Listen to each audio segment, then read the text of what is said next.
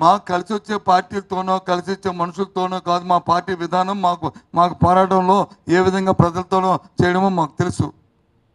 మీకు రాజకీయ పార్టీలు ముఖ్యం కాదు. మా ప్రజాబలంతోనే మేము ఆ కార్యక్రమం చేస్తాం.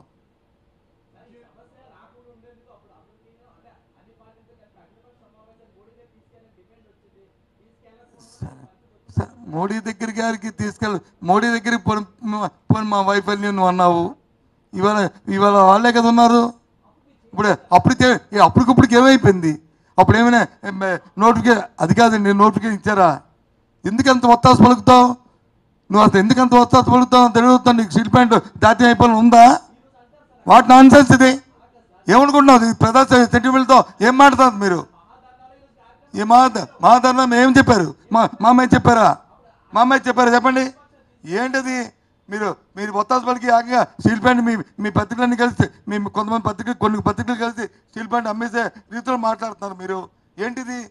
మనుషుల సెంటిమెంట్స్ లేకపోతే మనం ఈ ప్రాంతంలో బతుకుతున్నాం, ఈ ప్రాంతంలో బ్రతికాం. మన సోదరులు 32 మంది చనిపోయారు.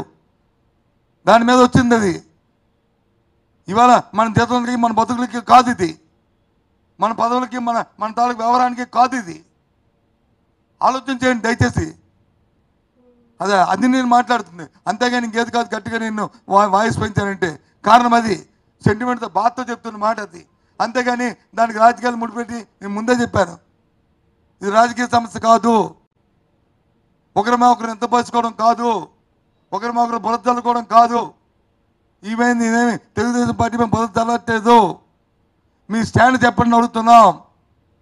ఐ డిమాండ్ ద స్టాండ్ చెప్పడం ప్రజాస్వామ్యంలో ఇది తప్ప?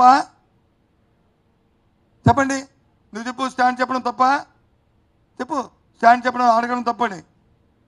మా స్టాండ్ చెప్పాం, ఆ రోజు చెప్పాం, ఈరోజు చెప్పాం. ఆ రోజు మేము వ్యతిరేకమని చెప్పాం, ఈరోజు వ్యతిరేకం చెప్పాం.